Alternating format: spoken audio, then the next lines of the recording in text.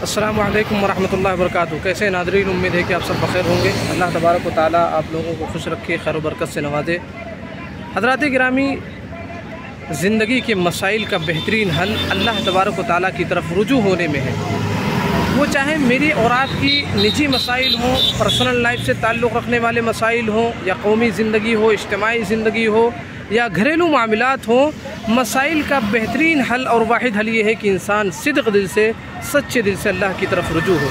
इसलिए कि हज़रात गिरामी, ज़िंदगी ये चैलेंजेस का नाम है, ज़िंदगी ये उलझनों का नाम है, ज़िंदगी ये परेशानियों का नाम है, ज़िंदगी ये मसाइल का नाम है, ज़िंदगी दुख दर्द का नाम है, ज़िंदगी ये अमराज़ व इलल का नाम है। इसीलिए कुरान कहता है लक़द खलक़नल इंसान फ़ी कबद, हमने इंसान को मशक्क़तों में पैदा किया है। क्या माना?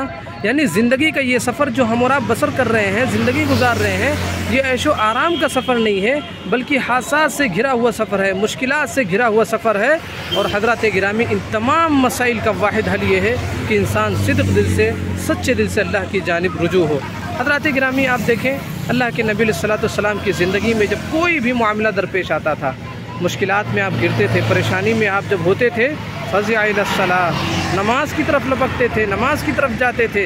यानी अल्लाह के नबी सल्लल्लाहु की ज़िंदगी के जो मसाइल का हल उन्हें जो नज़र आता था वो नमाज में नज़र आता था। लिहाजा हमें भी चाहिए जब हम मसाइल में घिरें, उलझनों का शिकार हों, तो हम फ़ौरन फ़ज़िअ इलस्सलाह, नमाज की तरफ जाएँ, अल्लाह तबारक व तआला की जानिब रुजू करें। अस्सलामु अलैकुम व रहमतुल्लाहि व बरकातुहू।